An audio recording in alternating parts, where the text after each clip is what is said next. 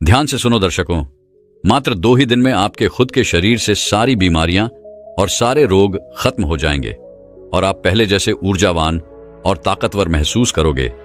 लेकिन यह सब 2 दिन में कैसे करना है? एक बार एक गुरु जो कि आयुर्वेद के बड़े ही झांता थे, वह अपने शिष्यों को उपदेश दे रहे थे। अब आपको तो पता ही है कि पहले प्राचीन समय में किताबें नहीं हुआ करती थीं। गुरु अपने सभी शिष्यों को बिना किताबों के ही ज्ञान दिया करते थे और वह ज्ञान आज हमें किताबों में भी नहीं मिलता है। ऐसे में वह गुरु उन सभी शिष्यों को कह रहे थे कि बच्चों, क्या आप सभी लोगों को पता है कि हम लंबे समय तक स्वस्थ कैसे रह सकते हैं? तो उनके शिष्यों ने कहा कि गुरुदेव, हमें पता नहीं है, लेकिन आप हमें इसके बारे में विस्तार से बताइए। तब गुरु ने कहा कि एक छोटा सा नियम है जो हमें अनेकों बीमारियों से दूर रखता है और हम लंबे समय तक जवान रह सकते हैं। जो भी व्यक्ति इस नियम का पालन करता है वह वृद्ध अवस्था में भी युवा दिखाई पड़ता है। उसके चेहरे पर तेज रहता है, उसकी त्वचा में एक चमक रहती है, वह हर समय ऊर्जा से भरपूर रहता है। और जो व्यक्ति इस नियम का पालन नहीं करता है वह भरी जवानी में ही वृद्ध दिखाई देने लगता है। उसके बाल सफेद हो जाते हैं, चेहरे पर झुर्रियां पड़ जाती हैं, त्वचा रूही रूही हो जाती है और वह हमेशा थका थका महसूस करते हैं। इसीलिए आज जो मैं तुम्हें नियम बताने वाला हूं उसे तुम बड़े ही ध्यान से सुनना, क्योंकि यह एक छोटा सा नियम आपके पूरे जीवन को बदल सकता है। तभी एक शिष्य ने कहा कि गुरुदेव, क्या वह नियम सरल है? क्या उसे हम सभी आसानी से अपना सकते हैं? शिष्य की बात सुनकर गुरु मुस्कुराए और बोले, हाँ, यह नियम बहुत सरल है और इसे हर व्यक्ति अपना सकता है। तुम भी अपना सकते हो। यह नियम बहुत आसान है, बस तुम्हें इसका ठीक से पालन करना आना चाहिए। तभी वह शिष्य बोला कि गुरुदेव, लेकिन वह नियम क्या है? तब गुरु ने बताया कि वह नियम है, हमें रात में भूखा सोना चाहिए। गुरु की बात सुनकर शिष्य घबरा गया और गुरु से बोला कि गुरुदेव जी, आप क्या कह रहे हैं? भूखा सोना है? मुझसे तो इस नियम का पालन नहीं होगा, क्योंकि देखो, मैं तो भूखा नहीं सो सकता हूं। शिष्य की बात सुनकर गुरु फिर मुस्कुराए और बोले, पहले तुम मेरी पूरी बात तो सुनो, तुम इस पूरे नियम के बारे में तो समझो।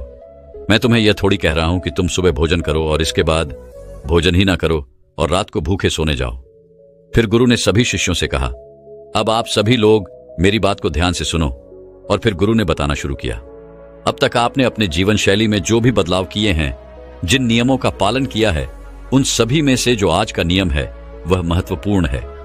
यह आपको बहुत अधिक लाभ देगा। यह नियम कोई कठिन नियम नहीं है, आप सरलता से इसका पालन कर सकते हैं। इसके लिए सबसे पहले आपको इस बारे में पता होना चाहिए कि हमारे शरीर में एक प्राण शक्ति होती है जो हमारे सभी कार्यों को संपादित करती है। जैसे कि जब हम भोजन करते हैं तो वह प्राण शक्ति हमारे भोजन को पचाने में लग जाती है। हम कोई दिमाग का कार्य कर रहे होते हैं तो उस समय वह प्राण शक्ति उस दिमागी कार्य को ठीक तरीके से संचालित करने में लग जाती है। जब हम दौड़ रहे होते हैं तो दौड़ते समय भी हमारी जो प्राण शक्ति है वह कार्य करती है। वह प्राण शक्ति हमारे शरीर के हर कार्य को संपादित करती है। लेकिन यहां पर एक बात समझने वाली यह है कि प्राण शक्ति केवल एक समय में एक ही कार्य कर सकती है। अगर आप भोजन करते हैं और भोजन करने के तुरंत बाद अगर आप कुछ गहरी सोच में पड़ जाते हैं तो आपके पाचन तंत्र पर इसका प्रभाव पड़ेगा, क्योंकि जो प्राण शक्ति है वह पूरे तरीके से पाचन पर लग ही नहीं पाती है। उसे तो आपने बांट दिया है।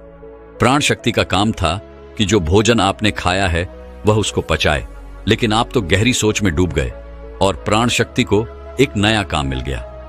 अगर आप भोजन करने के बाद कोई शारीरिक परिश्रम करना शुरू कर देते हैं या फिर तेज तेज चलना शुरू कर देते हैं तो यह भी ठीक नहीं है, क्योंकि प्राण शक्ति जो पूरी तरह से पाचन पर लगती थी वह अब आपके तेज चलने पर खर्च हो रही है।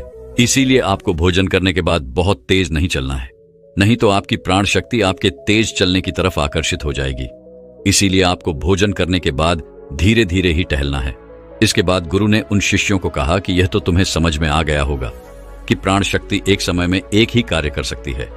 लेकिन जब आप देर रात में भोजन करते हैं, देर से आप खाना खाते हैं, तो पता है क्या होता है? इससे हमारे शरीर पर 3 प्रभाव पड़ते हैं। अब आप सभी इन 3 प्रभावों को ठीक से समझो। पहला प्रभाव जो हमारे शरीर पर पड़ता है वह यह है कि जो आपकी जठराग्नि होती है वह सूर्य के साथ काम करती है। यानी कि जैसे जैसे सूर्य का उदय होता है तो आपकी जो पाचन अग्नि है वह बढ़नी शुरू हो जाती है। दोपहर में वह बढ़ जाती है और संध्या काल में वह थोड़ी मंद पड़ जाती है। इसीलिए संध्या काल में हल्का भोजन करें और यही ठीक रहता है। और आपको यह भी ध्यान रखना होता है कि आपको शाम का भोजन सूर्य अस्त होने से पहले ही कर लेना है। अगर सूर्य अस्त हो गया तो आपकी जो जठराग्नि है वह बिल्कुल कम हो जाएगी, और उस मंद जठराग्नि में जब आप भोजन करते हैं तो वह भोजन ठीक से नहीं पचता है। अगर आपने सात्विक भोजन भी किया होगा तो वह भी नहीं पचता है, क्योंकि उस समय जठराग्नि मंद थी, इसीलिए भोजन ठीक से नहीं पचता है और वह शरीर में लंबे समय तक पड़ा रहता है, ज्यादा समय तक रुका रहता है। इसी वजह से वहां पर सड़न पैदा होने लगती है, और वही सड़न हमारे लिए विषाद का कारण बनती है, जहर का कारण बनती है, आपके शरीर के लिए हानिकारक होती है। इसीलिए आपको समझना है कि आप अगर सूर्य अस्त होने से पहले भोजन करते हैं तो जठराग्नि ठीक रहती है और भोजन ठीक से पचता है। दूसरा प्रभाव जो आपके शरीर पर पड़ता है वह यह है कि रात्रि के समय जो आपकी प्राण शक्ति है वह हीलिंग में लगनी चाहिए, यानी कि शरीर में जो मरम्मत होनी है, शरीर में जो टूट फूट होती है, उसकी मरम्मत में वह प्राण शक्ति लगनी चाहिए। लेकिन अक्सर लोग क्या करते हैं, भोजन करते हैं और सो जाते हैं, जो कि बहुत गलत है, क्योंकि मैंने आपको पहले बताया कि प्राण शक्ति एक समय में एक ही कार्य करती है। लेकिन जब आप खाना खाकर तुरंत सो जाते हैं तो आपकी यह प्राण शक्ति पूरी तरह भोजन को पचाने में लगी रहती है, और इस वजह से वह हीलिंग का कार्य जो है वह नहीं कर पाती है, शरीर की मरम्मत नहीं कर पाती है। और जब वह प्रक्रिया निरंतर चलती रहती है, यानी कि आप खाते हैं और सो जाते हैं, तो फिर बहुत सारी बीमारियां शुरू होने लग जाती हैं, क्योंकि आपके शरीर की मरम्मत हो नहीं पाती है, आपकी प्राण शक्ति ठीक से अपना कार्य नहीं कर पाती है, वह हीलिंग का, मरम्मत का कार्य नहीं कर पाती है, और इसी वजह से अनेक बीमारियां पैदा हो जाती हैं। तीसरा प्रभाव जो हमारे शरीर पर पड़ता है वह यह है कि जब आप भोजन करने के तुरंत बाद सोने चले जाते हैं तो आपका दिमाग कहता है कि मुझे तो नींद चाहिए, और आपका शरीर भी यही कहता है कि मुझे तो नींद चाहिए। लेकिन आपका पाचन तंत्र क्या कहता है, क्या अभी मैं सक्रिय हूं? मुझे तुमने काम दिया है, अब इस काम को मुझे करना है, तो आप भी जागते रहोगे, तभी तो मैं अपना कार्य ठीक से कर पाऊंगा। यानी कि दो विरोधाभास स्थितियां पैदा हो जाती हैं, दिमाग की तरफ से तो सो जाओ और पेट की तरफ से जागो। ऐसी स्थिति में नींद गहरी नहीं हो पाती है, और गहरी नींद न होने के कारण शरीर को आराम भी नहीं मिल पाता है। आप सो तो जाते हैं 7 घंटे या 8 घंटे, लेकिन सुबह उठने में आपको कठिनाई होती है, आप दिन भर ऊर्जावान महसूस भी नहीं कर पाते हैं। और ऐसा इसीलिए होता है क्योंकि रात भर प्राण शक्ति ठीक से शरीर की मरम्मत, शरीर की हीलिंग का काम नहीं कर पाई। आपकी जठराग्नि, आपकी प्राण शक्ति पूरी तरह से पाचन तंत्र पर केंद्रित रही, उसने पूरी रात भोजन को पचाने में ही अपना समय दिया, और फिर जैसे आप सुबह उठते हैं तो उठते ही फिर कुछ खा लेते हैं, और इसी वजह से बार बार खाने से हमारी प्राण शक्ति पूरी तरह से पाचन पर ही लगी रहती है, और शरीर के दूसरे कार्य मंद पड़े रहते हैं जो कि शरीर के लिए बहुत जरूरी थे। ये 3 प्रभाव थे जो हमारे शरीर पर पड़ते हैं। अगर आप सूर्य अस्त होने के बाद भोजन करते हैं और भारी भोजन खाते हैं तो इससे आपकी पाचन प्रणाली पूरी तरह से बिगड़ जाती है, खत्म हो जाती है, और फिर आप इसे ठीक करने के लिए चूर लेते हैं। अनेक प्रकार के तरीके अपनाते हैं, तब भी यह ठीक नहीं हो पाती है। लेकिन जो स्वाभाविक प्रण है उस पर तो आप ध्यान ही नहीं देते हैं। स्वाभाविक प्रणाली जो परमात्मा ने आपको दी है, जिससे आपका शरीर खुद ही खुद को साफ कर लेता है, खुद ही खुद की बीमारियों को ठीक कर लेता है।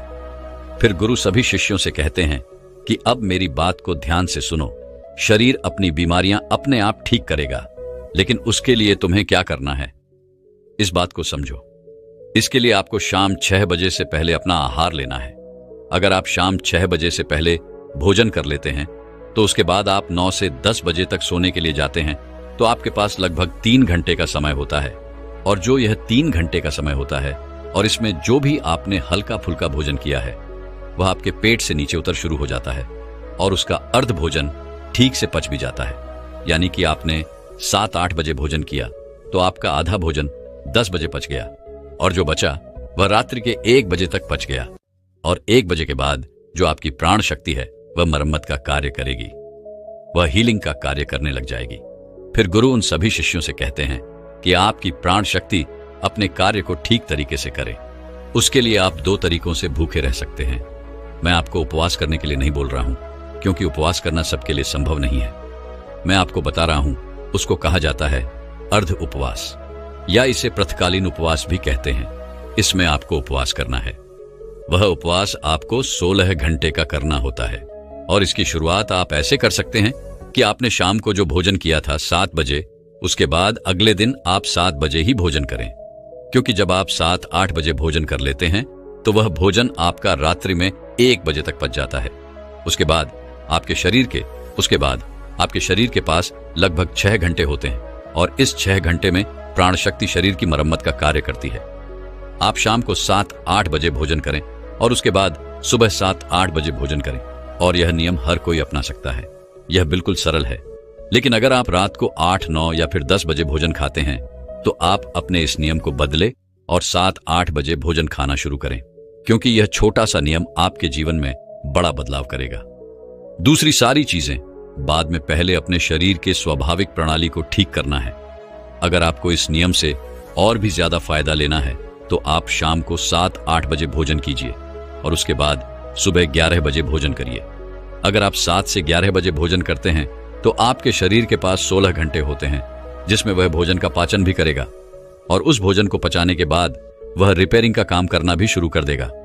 इस प्रकार से जब आप अपने शरीर को आराम देते हैं, पाचन तंत्र को रिलैक्स होने देते हैं, प्राण शक्ति को अपना कार्य करने देते हैं, तो यह प्राण शक्ति आपके पूरे शरीर को प्रभावित करेगी, पूरे सिस्टम को ठीक करेगी और आपको यह प्रभाव 15 से 20 दिन में दिखना शुरू हो जाएगा।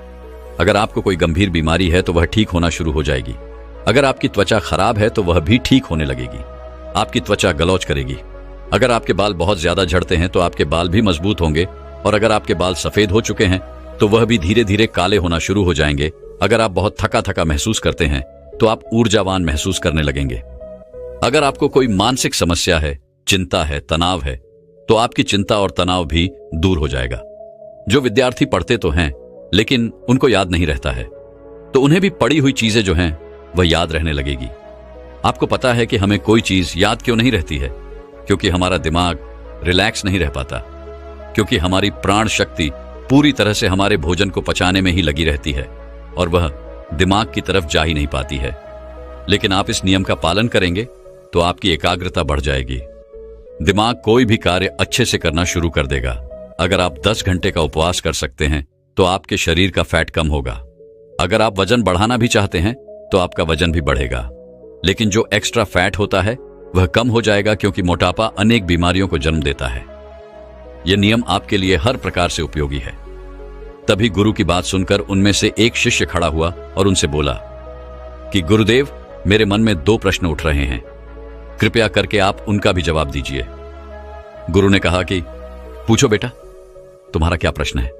तब शिष्य ने कहा कि गुरुदेव, अगर हम शाम को 7 बजे भोजन करते हैं, उसके बाद हम 10 बजे तक सोने जाते हैं, तो अगर हमें भूख लगे तो हम क्या करें? शिष्य की बात सुनकर गुरु ने कहा कि बेटा, इसके लिए तुम्हें सबसे पहले यह समझना होगा, हमारे शरीर की प्रत्येक कोशिका का एक सिस्टम होता है। वह बाहर से कैलोरी लेती है जो हम भोजन खाते हैं, उससे वह ऊर्जा का निर्माण करती है और उसी से हमारा शरीर भी चलता है।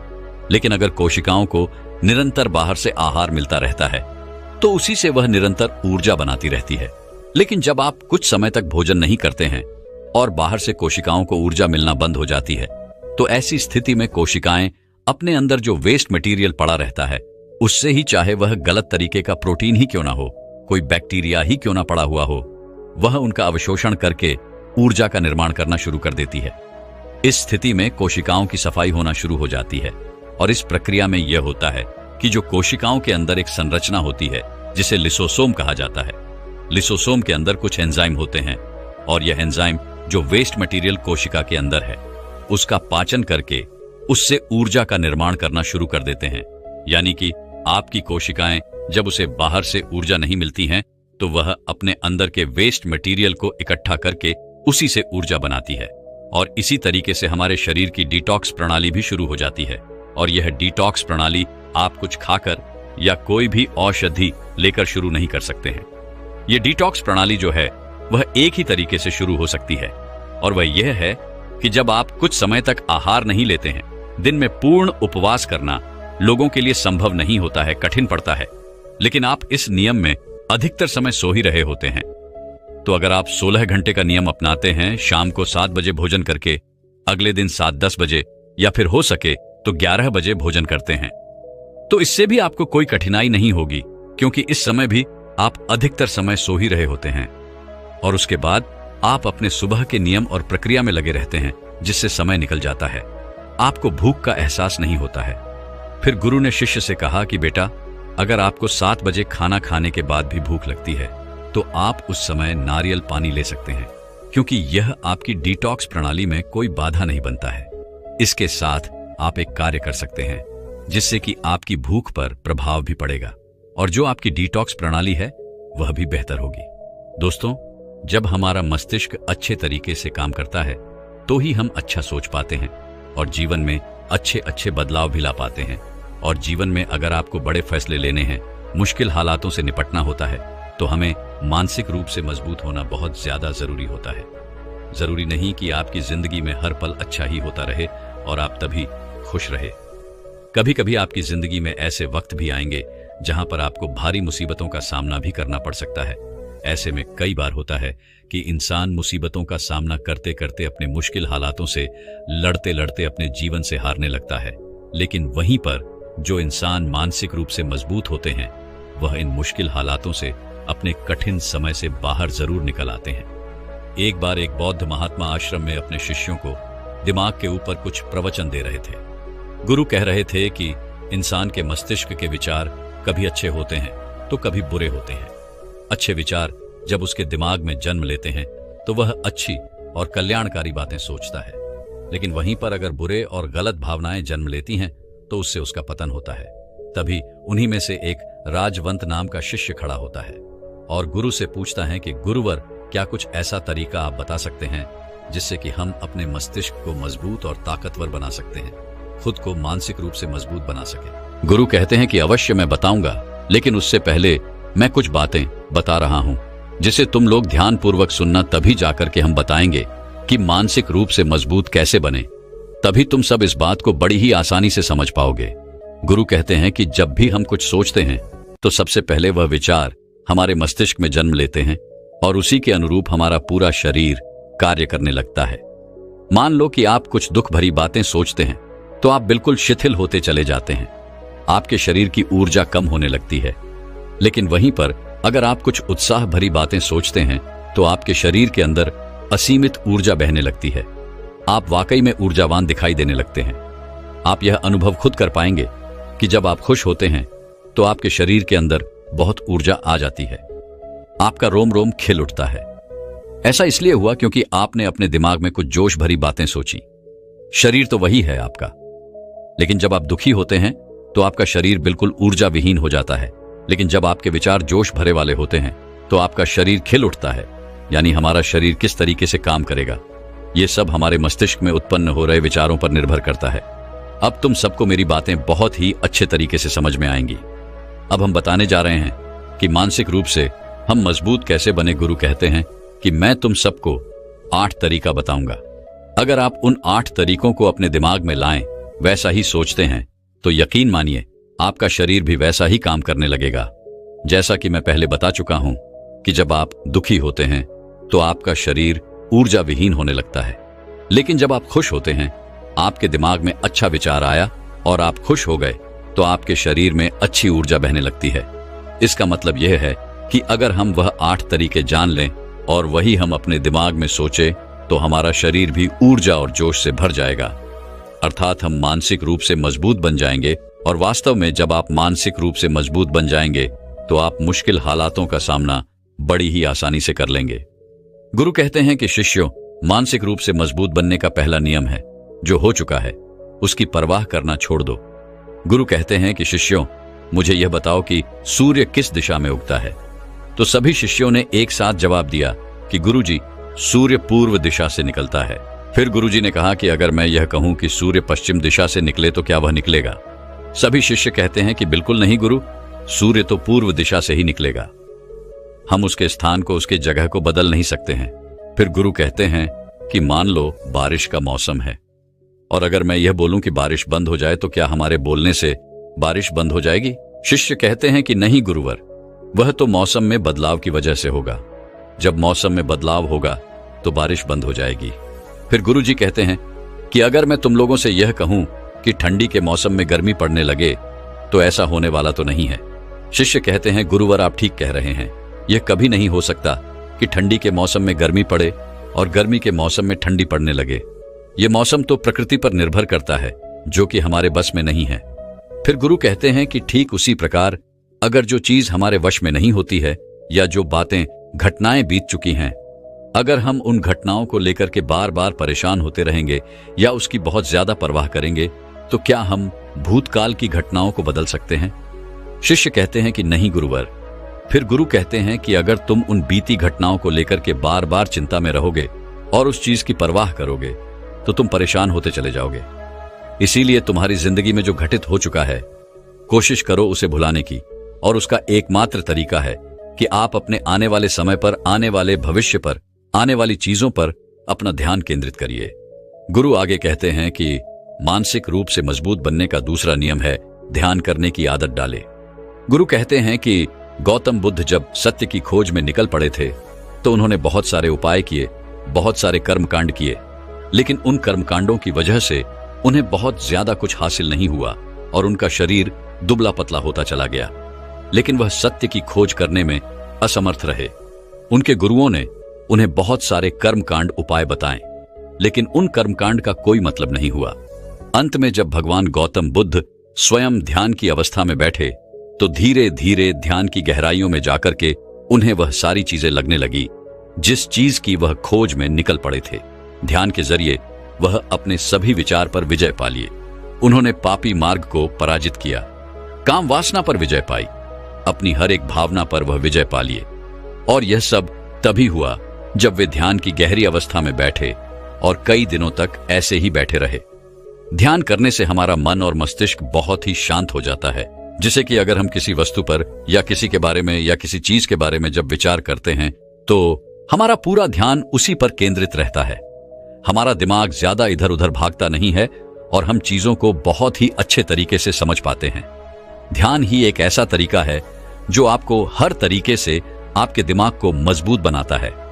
बौद्ध भिक्षु अगर किसी बात पर ज्यादा जोर देते हैं, तो वह ध्यान की प्रक्रिया पर ध्यान में कई घंटे तक बैठे रहते हैं, जिससे उनका दिमाग बहुत ही शांत रहता है, उनका मन बहुत ही शांत रहता है।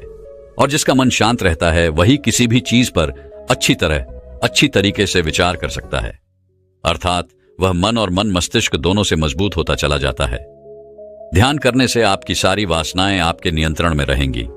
आप अपनी इच्छा अनुसार अपनी वासना को अपने वश में किए रहेंगे। गुरु आगे कहते हैं कि मानसिक रूप से मजबूत बनने का तीसरा नियम है बहुत ज्यादा किसी से उम्मीद मत रखना। गुरु ने कहा कि तुम सब अपनी मर्जी से जन्म लिए हो, अपनी मर्जी से ही गर्भ का चुनाव किए हो, लेकिन इंसान जन्म लेने के बाद वह यह सब भूल जाता है कि उसे क्या करना क्या नहीं, वह किस लिए जन्म लिया था, और जन्म लेने के बाद वह तमाम तरह की वासनाओं से ग्रसित हो जाता है। इस संसार की मोह माया में वह बहुत ज्यादा परेशान हो जाता है। वह खुद को जान ही नहीं पाता, वह खुद को भूल जाता है। और यही वजह रहती है कि वह तरह तरह के लोगों से अपनी बहुत ज्यादा उम्मीदें लगा बैठता है। उम्मीदें दुख का कारण बनती है। जिस भी व्यक्ति वस्तु से आपकी उम्मीदें ज्यादा बढ़ जाएंगी, आने वाले समय में सबसे ज्यादा दुख आपको उसी से मिलने वाला है, क्योंकि उम्मीद जहां होती है दुख भी वहीं पर होता है। क्योंकि आप किसी से बहुत ज्यादा उम्मीद लगा लिए और वह व्यक्ति आपकी उम्मीदों पर खरा नहीं होता रहा, तो सबसे ज्यादा दुख आपको उसी से होने वाला है, क्योंकि जब उम्मीद टूटती है तो दुख बहुत ज्यादा होता है। इसलिए इस सांसारिक, इस भौतिक जीवन में बहुत ज्यादा उम्मीद और बहुत ज्यादा मोह किसी भी व्यक्ति से मत करना। तभी एक शिष्य उठ खड़ा होता है और कहता है कि हे गुरुवर, हम बिना उम्मीद से, बिना आशा से कैसे जी सकते हैं? हम सबके मन में रहता है कि मुझे यह चीज करनी है, मुझे वह चीज करनी है, मुझे जीवन में ऊंचाइयों को हासिल करना है। बिना उम्मीद के तो हम लोग जीवन में आगे बढ़ ही नहीं सकते। गुरु ने कहा कि कुछ पाने की लालसा, कुछ बड़ा बनने की लालसा जीवन में जरूर आपको ऊंचाइयों तक ले जाएगी।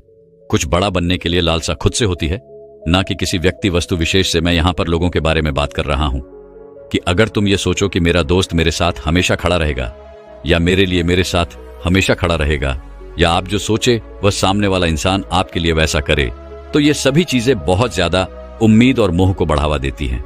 बहुत ज्यादा उम्मीद किसी से मत रखना। खुद से उम्मीद रखोगे तो दुख बहुत ज्यादा नहीं होगा, लेकिन अगर दूसरों से उम्मीद रखोगे और वह उम्मीद पूरी नहीं हुई तो दुख बहुत ज्यादा होगा। कई बार होता है कि माता पिता जो अपने जीवन में हासिल नहीं कर पाए, वह चाहते हैं कि वह चीज उनके बच्चे हासिल करें। वह सारा भार अपने बच्चों पर ला देते हैं। बच्चे उनके हिसाब से चले, वह उनकी उम्मीदों को पूरा करे।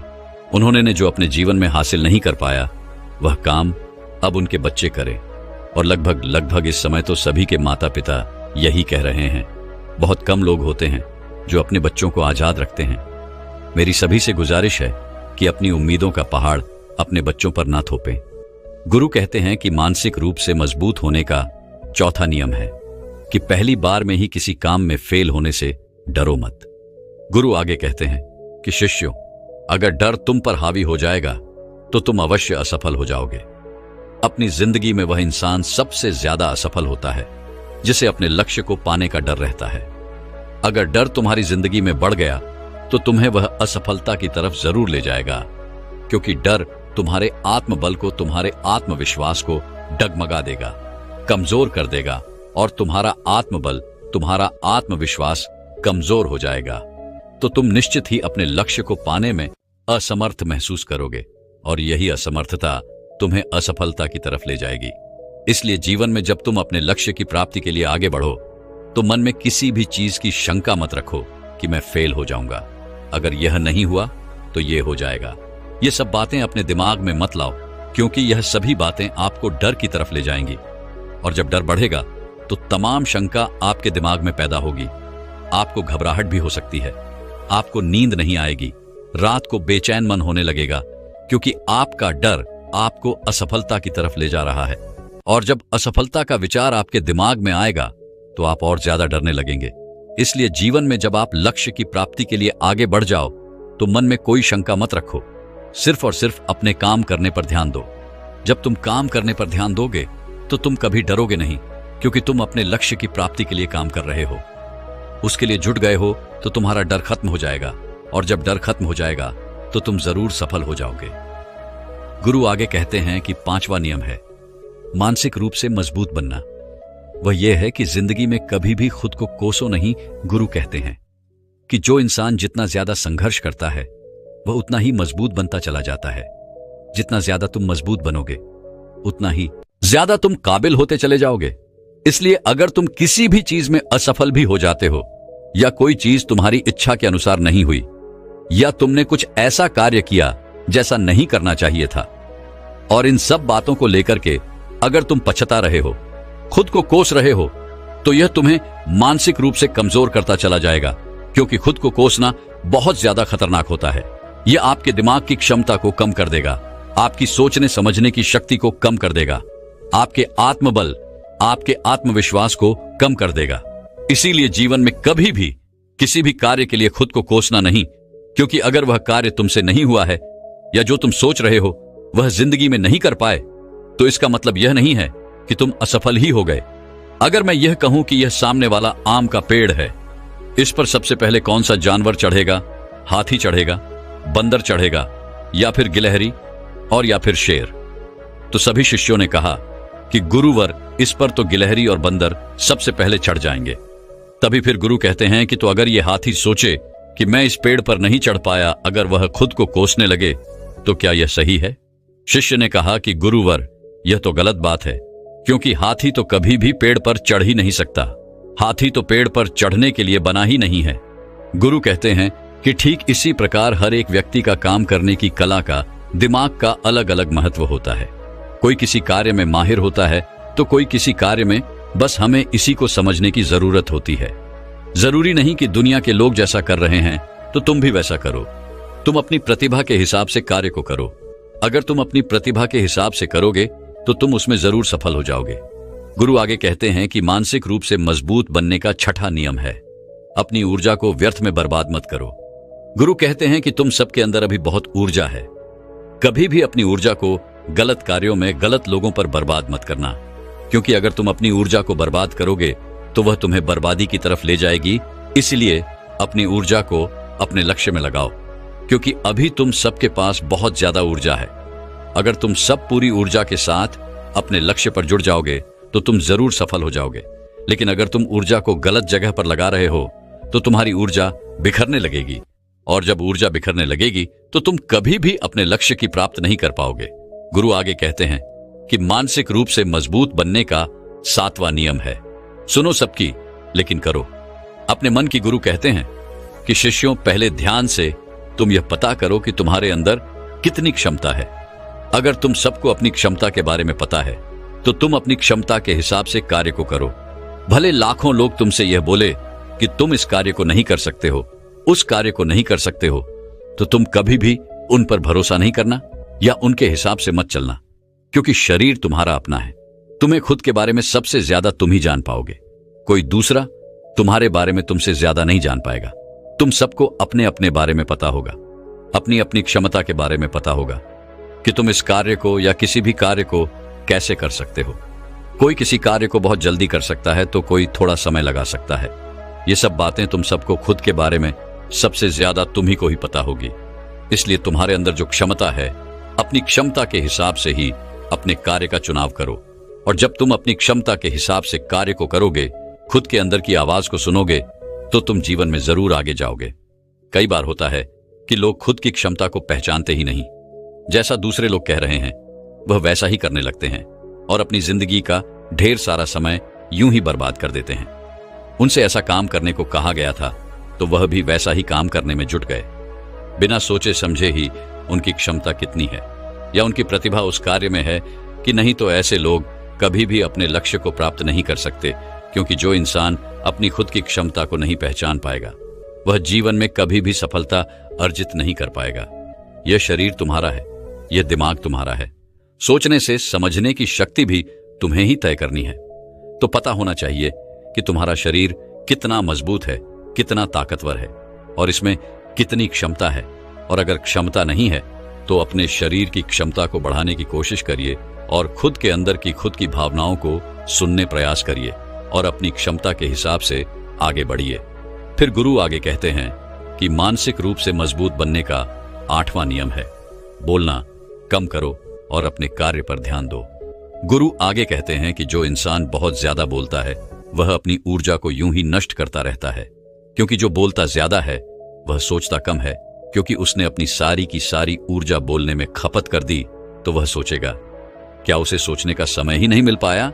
लेकिन जो इंसान कम बोलता है उसे सोचने का समय ज्यादा मिल जाता है। और जब तुम किसी बात पर या किसी तत्व पर ज्यादा विचार करोगे तो जाहिर सी बात है कि तुम्हारे दिमाग में तमाम विचार आएंगे और वह विचार ही तुम्हें सफलता की तरफ ले जाएंगे। गुरु कहते हैं कि शिष्यों, अगर मैं तुमसे कुछ सवाल पूछता हूं तो सबसे पहले तुम सोचते हो, तुरंत बोल तो नहीं देते। लेकिन अगर कोई यहां बैठा है और वह अपने साथी से बात कर रहा है, अपने दूसरे गुरु भाइयों से बात कर रहा है, तो वह कभी हमारी बात पर ध्यान नहीं दे पाएगा। और जब हम प्रश्न पूछेंगे तो उसका गलत जवाब वह दे देगा, क्योंकि वह बोलने में अपनी ऊर्जा व्यर्थ कर रहा है। वह हमारी तरफ तो ध्यान दिया ही नहीं, लेकिन जो शिष्य शांत हैं, हमारी बात को ध्यान से सुन रहा है, तो वह सोच विचार करके पूर्ण तरीके से उत्तर देगा और उसके उत्तर भी सही होंगे। इसलिए शिष्यों, कम बोलने का अभ्यास करो। जब तुम कम बोलने का अभ्यास करोगे तो तुम किसी भी बात पर, किसी भी तथ्य पर ज्यादा विचार कर पाओगे। तो जाहिर सी बात है कि समस्या का समाधान जरूर निकल कर आएगा और कम बोलने से तुम्हारी ऊर्जा की भी बचत होगी। उस ऊर्जा को सोचने में लगाओ। गुरु कहते हैं कि शिष्यों, ये थे मानसिक रूप से मजबूत बनने के 8 नियम। अगर तुम सब यकीन के साथ इन 8 नियम का पालन अपनी जिंदगी में करते हो तो तुम मानसिक रूप से अवश्य मजबूत बनोगे। फिर कोई परेशानी, कोई भी रुकावट तुम्हारी जिंदगी में नहीं आने वाली है। कोई समस्या भी आएगी तो तुम उसका डट कर सामना भी कर पाओगे। सभी शिष्य गुरु की बात को सुनकर के उनका कोटि कोटि नमन करते हैं और वे लोग समझ जाते हैं कि मानसिक रूप से मजबूत बनने के यह 8 नियम उनकी जिंदगी में कितने हितकारी साबित होने वाले हैं। वह सभी गुरु को प्रणाम करते हैं और उस दिन की शिक्षा भी पूरी हो जाती है। सभी लोग अपने आश्रम में चले जाते हैं।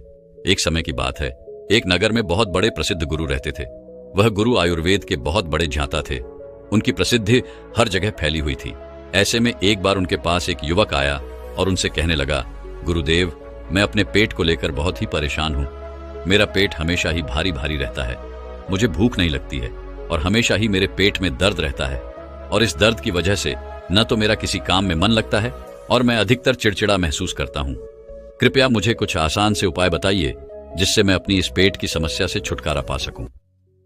युवक की पूरी बात ध्यान से सुनने के बाद उन गुरु ने उस युवक से कहा, बेटा, घबराने की आवश्यकता नहीं है।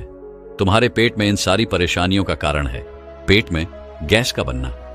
फिर वह गुरु उस युवक से कहते हैं, बेटा, मेरी बात को ध्यान से सुनो।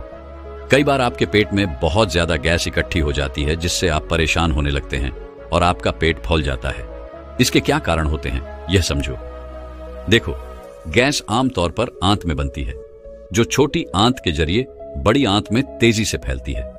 गैस बनने का सबसे बड़ा कारण है अपच, जिसकी वजह से आपका पाचन तंत्र पूरी तरह बिगड़ जाता है।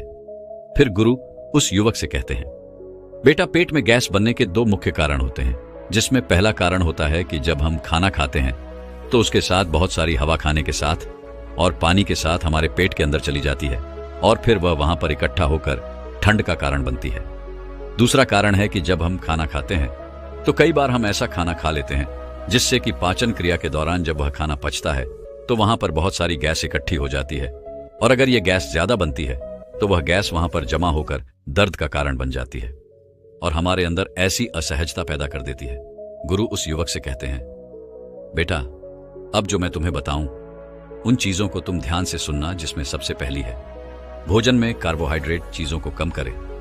भोजन में जरूरत से ज्यादा कार्ब्स जैसे आलू, चावल, ब्रेड, मिठाई, पकोड़े, चिप्स, कोल्ड ड्रिंक आदि लेने से और फाइबर का सेवन कम करने से कब्ज, अपच पेट, दर्द, पेट में गुड़गुड़ाहट तुम्हें ध्यान में रखनी है वह यह है कि खाते समय पानी ना पिए। कुछ लोग खाते समय खूब पानी पीते हैं। यह आदत सेहत के लिए अच्छी नहीं है। खाते समय पानी पीने से खाना ठीक से नहीं पच पाता है, जिससे पेट में गैस और गुड़गुड़ाहट हो सकती है। फिर सड़क पर खुली बिकने वाली चीजों से फूड पॉइजन हो सकता है। फूड पॉइजन या फिर डायरिया की स्थिति में खाना ठीक से नहीं पचता है। इस स्थिति में पेट में गैस बनने लगती है और गुड़गुड़ियां भी गैस बाहर निकलती है। इसीलिए कभी भी बासी भोजन नहीं करना चाहिए। चौथी बात जो तुम्हें ध्यान में रखनी है वह यह है कि हमेशा तुम्हें खाना समय पर खाना चाहिए और लंबे समय तक भूखा नहीं रहना चाहिए। सुबह सुबह तो बिल्कुल भी भूखा आपको नहीं रहना है, क्योंकि खाना समय पर नहीं खाने से, लंबे समय तक भूखे रहने से या फिर जरूरत से ज्यादा खाना खाने से, तली चीजें खाने से, मसालेदार खाना खाने से, चाय के साथ ढेर सारे पकोड़े या फिर समोसा खाने से गैस एसिडिटी की समस्या शुरू हो जाती है। ऐसे लोगों को पेट में गुड़गुड़ाहट किसी भी कारण से बने, लेकिन आज मैं तुम्हें 4 चीजों के बारे में बताऊंगा। उससे आपकी गैस बनने की समस्या बिल्कुल खत्म हो जाएगी। अब इसे तुम ध्यान से सुनो। सबसे पहली चीज जो आपके गैस को खत्म करेगी और पाचन से संबंधित सारी समस्याओं को खत्म करेगी वह है अजवाइन। बेटा, अजवाइन के अंदर एक ऐसा तत्व पाया जाता है जिसे बोलते हैं थाइमोल। थाइमोल अंदर जाकर हमारे पाचन तंत्र को मजबूत करता है। जब हम अजवाइन खा लेते हैं तो यह थाइमोल हमारे पेट के अंदर जो पाचक रस होते हैं उनकी क्षमता को बढ़ा देता है, जिसकी वजह से हमारा खाना जल्दी जल्दी पचता है और हमारे गैस की समस्या बिल्कुल खत्म हो जाती है। बेटा, अजवाइन के बीज में फाइबर और पोटासियम की मात्रा ज्यादा होती है। यह ब्लड प्रेशर को कंट्रोल करने में मदद करती है। यह बीज दिल से जुड़ी समस्याओं को भी कम करते हैं। अजवाइन मेटाबॉलिज्म को बढ़ाने के साथ साथ पाचन में सुधार करता है। अजवाइन में एंटी फंगल गुण पाए जाते हैं जो स्किन के लिए गुणकारी होते हैं। इसका उपयोग त्वचा की समस्याओं जैसे मुहासे, एक्जिमा और फंगल संक्रमण के इलाज के लिए किया जाता है।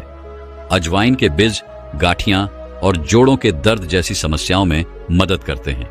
अजवाइन में मौजूद गामा टेरिपियन, पेप्टिक, ऑल्सो डायबिटिक के इलाज, ब्लड प्रेशर और कोलेस्ट्रॉल के स्तर को कम करने में मदद करता है। अब आपको इसे कैसे इस्तेमाल करना है उसके बारे में जानो।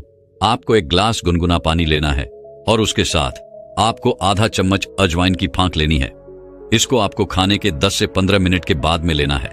दिन में आपको एक ही समय इसका इस्तेमाल करना है, यानी आप इसे सुबह के नाश्ता करने के बाद में ले सकते हैं, या फिर आप दोपहर का खाना खाने के बाद इसको ले सकते हैं, या फिर आप रात्रि का खाना खाने के बाद भी इसको ले सकते हैं। जब आप अजवाइन की फांक को लेना शुरू कर देंगे तो आपके गैस की समस्या बिल्कुल खत्म हो जाएगी और आपका पाचन तंत्र भी मजबूत होगा।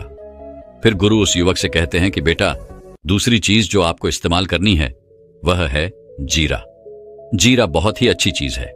जीरे के अंदर बहुत सारे प्राकृतिक तेल पाए जाते हैं जो कि हमारे पाचन तंत्र को सुधारते हैं, मजबूत करते हैं और गैस की समस्याओं से हमें छुटकारा दिलाते हैं। इसीलिए आपको जीरे का पानी इस्तेमाल करना है। यह आपके शरीर को अंदर से साफ करता है। जब आप इसका सेवन करते हैं तो यह शरीर में मौजूद हानिकारक कण, गंदगी और बैक्टीरिया को साफ करता है। यह आपके रक्त को शुद्ध करने में मदद भी करता है। इसके अलावा यह आपकी इम्यूनिटी को मजबूत करता है। यह पेट के लिए भी बहुत लाभकारी होता है। जिन लोगों का पाचन कमजोर है और पेट संबंधित समस्याएं जैसे पेट में गैस, अपच, कब्ज, ब्लोटिंग आदि से परेशान रहते हैं, उनके लिए जीरे का पानी बहुत ही लाभकारी होता है। साथ ही अगर आप भोजन के 15 मिनट के बाद इसका इस्तेमाल करते हैं तो यह भोजन के बेहतर पाचन में भी मदद करता है और पेट को स्वस्थ रखता है। इसके सेवन से सिर्फ आपके पाचन में ही सुधार नहीं होता है, बल्कि मेटाबॉलिज्म में भी सुधार होता है, जिससे आप तेजी से कैलोरी बर्न कर पाते हैं। यह शरीर में जमा चर्बी को कम करने में भी मदद करता है और आपकी वेट लॉस जर्नी में तेजी लाता है। इसके अलावा शरीर में टॉक्सिन्स को बाहर और रक्त को शुद्ध कर त्वचा संबंधित कई समस्याओं को दूर करने में मदद करता है। इससे कील मुहासे और एलर्जी आदि से छुटकारा मिलता है। साथ ही त्वचा में निखार भी आता है। फिर गुरु उस युवक से कहते हैं, बेटा, इसको बनाने के लिए आपको एक ग्लास में पानी लेना है और उसके अंदर आपको एक छोटी चम्मच जीरे की डाल देनी है। इसके बाद में आप इसको आग पर रखिए और इसे उबलने दीजिए। आप इसे करीबन 5 से 7 मिनट के लिए उबालें। इसके बाद आप इसको छलनी की सहायता से छानकर एक दूसरे ग्लास में रख लीजिए और फिर इस पानी को आपको दिन में 2 बार इस्तेमाल करना है। एक समय तो आपको दोपहर का खाना खाने के बाद में इस्तेमाल करना है और एक आपको रात्रि का खाना खाने के बाद इस्तेमाल करना है। आपको इस पानी को खाना खाने के 10 मिनट के बाद में ही इस्तेमाल करना है। जीरा आपकी गैस की समस्याओं के लिए बहुत ही अच्छी चीज है। आप इसे 2 समय इस्तेमाल कीजिए, जिससे इसके अंदर जो प्राकृतिक तेल होता है वह पूरी मात्रा में मिले और गैस की समस्याओं को बिल्कुल खत्म कर दे। फिर गुरु उस युवक से कहते हैं कि बेटा, इसके बाद जो आपको तीसरी चीज इस्तेमाल करनी है वह है हींग। हींग आयुर्वेद की बात करें तो हींग हमारे शरीर के अंदर वात दोष को नियंत्रित करती है और गैस भी एक तरह का वात दोष है। इसीलिए अगर आप हींग का इस्तेमाल करते हैं तो उसकी वजह से आपको गैस की समस्याएं बिल्कुल खत्म हो जाएंगी। इसके साथ ही हींग ब्लड प्रेशर को कम करती है। हींग में ऐसे कंपाउंड पाए जाते हैं जो ब्लड थिरल के रूप में काम करते हैं। इसके अलावा यह ब्लड प्रेशर को कम करने और दिल को हेल्थी बनाने में भी मदद करती है। इसके अलावा हींग अपने एंटी इंफ्लेमेटरी, एंटीवायरस और एंटीबैक्टीरियल गुणों के कारण एस्थमा और अन्य सांस से संबंधित परेशानियां जैसे ब्रोंकिटिस और सूखी खांसी से भी राहत दिलाता है। इसके अलावा हींग पीरियड्स के दौरान होने वाले दर्द से भी राहत दिलाने में मदद करता है, क्योंकि इसमें नेचुरल ब्लड थिंकिंग कंपाउंड पाए जाते हैं। दरअसल हींग शरीर के किसी भी हिस्से में बाधा डाले बिना ब्लड सर्कुलेशन को सही ढंग से फ्लो करने में मदद करती है, जिससे पीरियड्स के दौरान होने वाले पीठ और पीठ के निचले हिस्से के दर्द को कम करता है। इसके अलावा हींग में एंटी इंफ्लेमेटरी गुण होते हैं जो ब्लड मसल्स की सूजन को कम करते हैं, जिससे सिर दर्द में राहत मिलती है। एक ग्लास गर्म पानी में एक चुटकी हींग मिलाकर दिन में कई बार पीने से सिर दर्द में आराम मिलता है, जो पेट फूलने, सूझबूझ और अन्य पाचन संबंधित परेशानियों को कम करने में मदद करता है। इसको इस्तेमाल करने के लिए आपको एक ग्लास गुनगुना पानी लेना है और उसमें आधा चम्मच आपको हींग मिला लेनी है। गुनगुने पानी में हींग मिलाकर आपको इसे तुरंत ही पी लेना है। इसके पीने के बाद आपका पेट फूलना बंद हो जाएगा, आपकी गैस बनना बिल्कुल खत्म हो जाएगी। फिर गुरु उस युवक से कहते हैं कि बेटा, चौथी जो सबसे महत्वपूर्ण चीज है वह है अदरक। अदरक यानी कि अदरक का पानी। अदरक पोषक तत्वों का खजाना होता है। यह स्वादिष्ट होने के साथ साथ सेहत से भरपूर होता है। आयुर्वेद में इसका इस्तेमाल दवा बनाने के लिए भी किया जाता है। हमारे रसोई घर में अदरक का इस्तेमाल मसालों के रूप में भी किया जाता है। यह विटामिन सी, मैग्नीशियम और अन्य खनिजों से भरपूर होती है। यह कई बीमारियों से हमें बचाती है। अदरक के अंदर बहुत ही ज्यादा डाइजेस्टिव प्रॉपर्टीज होती है जो हमारे शरीर के अंदर पाचन तंत्र को मजबूत बनाती है और गैस से आपको छुटकारा दिलाने का काम करती है। अदरक के अंदर एक पोषक तत्व पाया जाता है जिसे बोलते हैं जिंजरोल, और यह जिंजरोल आपके पेट के अंदर पाचन तंत्र को मजबूत करता है, आपके लिवर को मजबूत करता है। इसीलिए अगर आपको गैस की शिकायत रहती है और काफी लंबे समय से आपको यह परेशानी है और आप हमेशा हमेशा के लिए इसको ठीक करना चाहते हैं, तो आप अदरक का पानी रोजाना पिए। फिर गुरु उस युवक से कहते हैं, बेटा, अदरक आपके ह्यूमन सिस्टम को मजबूत करता है। अगर आपको अक्सर थकान महसूस होती है तो अपने खाने में अदरक का इस्तेमाल जरूर करें। इससे आपकी थकान जल्दी दूर हो सकती है। अदरक इम्यूनिटी बढ़ाने में मदद करता है। इसमें एंटी इन्फ्लेमेटरी गुण पाए जाते हैं जो संक्रमण को दूर करने में मदद करते हैं। इसके साथ ही अदरक वजन कम करने में मददगार है। जिन लोगों को वजन कम करना है उनके लिए अदरक काफी फायदेमंद है। अदरक में एंटी इन्फ्लेमेटरी एंटीऑक्सीडेंट गुण पाए जाते हैं जो वजन कम करने में काफी मदद करते हैं। इसमें मौजूद गुण पाचन एंजाइम के उत्पादन को उत्तेजित करने में मदद करते हैं जिससे कैलोरी बर्न होती है। इसके साथ ही अदरक का इस्तेमाल खून का तेजी से संचार के लिए भी किया जाता है। अदरक में विटामिन, खनिज और अमीनो एसिड पर्याप्त मात्रा में पाए जाते हैं। यह हृदय संबंधित समस्याओं की संभावनाओं को कम करने में मदद करते हैं।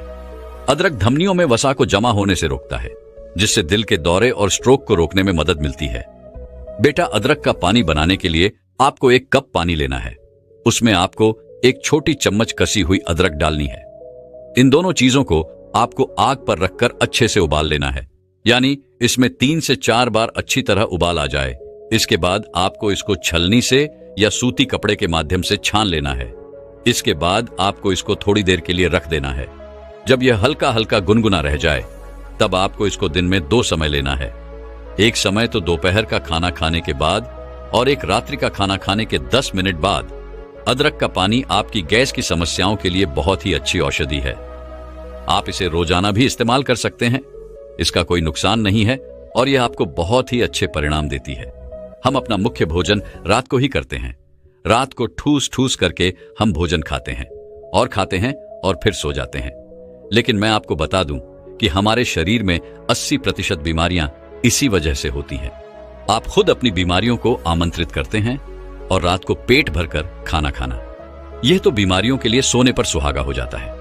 इसीलिए आज हम जानेंगे कि यदि हम 1 महीने खाली पेट सो जाते हैं तो इससे हमारे शरीर पर क्या चमत्कार होंगे। आपकी 80% बीमारियां खत्म हो जाएंगी।